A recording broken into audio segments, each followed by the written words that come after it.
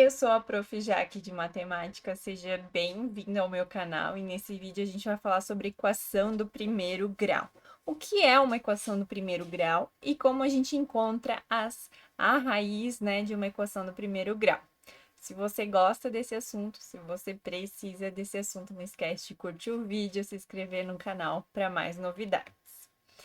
Então, vamos lá. Primeira coisa que a gente precisa entender é o que é uma equação. Porque a gente fala em equação do primeiro grau, equação do segundo grau, tem a função do primeiro grau e função do segundo grau, por exemplo.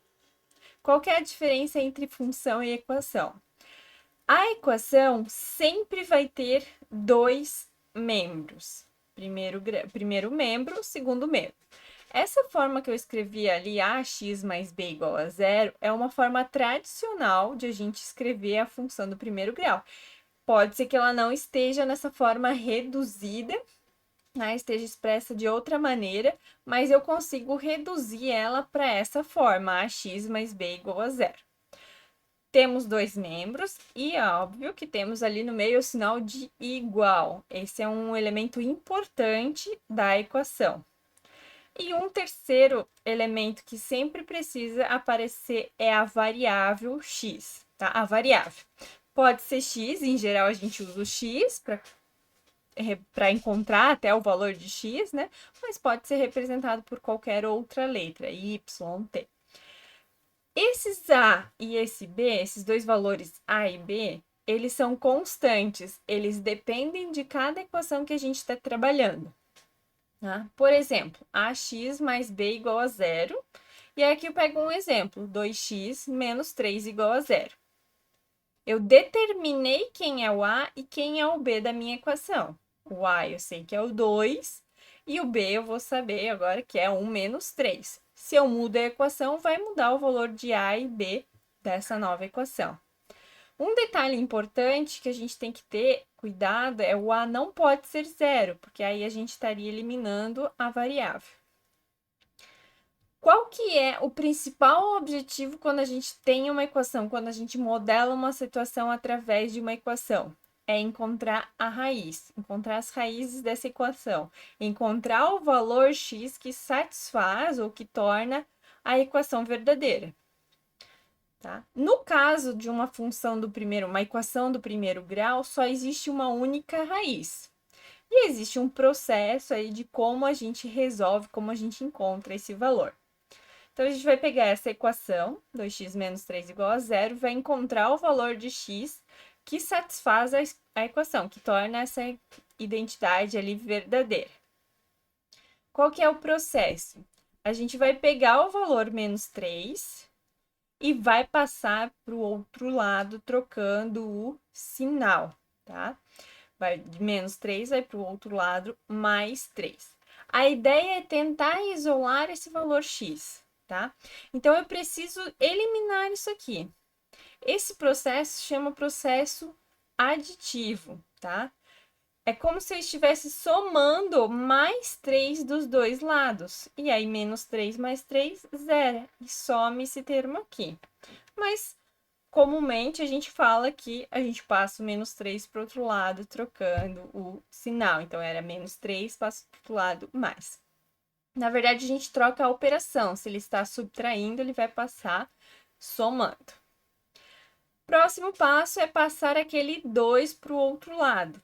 Tá? É o processo multiplicativo, tá? A gente, na verdade, teria que dividir toda a equação por 2 para, então, ter o x isolado, porque 2 dividido por 2 é igual a 1. Mas também, tradicionalmente, a gente fala que a gente vai passar o 2 que está multiplicando para o outro lado, dividindo. E a gente tem a nossa única raiz para essa equação aqui. Você pode repetir esse processo sempre que você tem uma equação do primeiro grau, tá? É fácil, é simples de ser feito, mas também existe uma fórmula para encontrar essa raiz. A gente pega a equação geral, equação reduzida, mas no caso geral, sem determinar quem é o valor de A e B, e faz a mesma coisa que a gente fez para o exemplo. Primeiro passo B para o outro lado, ele estava mais, agora ele vai menos, e passo A para o outro lado, dividindo, tá? Então, o x sempre vai ser menos b sobre a. E aqui, mais um detalhe importante, o a tem que ser diferente de zero para a gente não ter uma divisão por zero, que na matemática não podemos fazer isso. Então, essa seria a única raiz de uma equação do primeiro grau. Como o nosso b é menos 3, então vai ficar menos 3 dividido pelo a, que é 2. Menos com menos vira mais, e a gente tem um 3 meios novamente.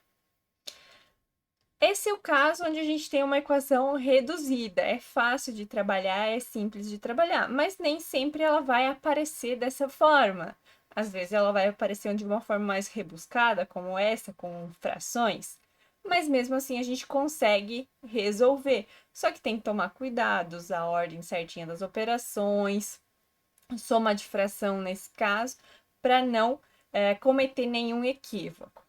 Nesse caso, a gente vai começar somando essas duas frações e depois vai igualar com essa que está no lado direito da igualdade.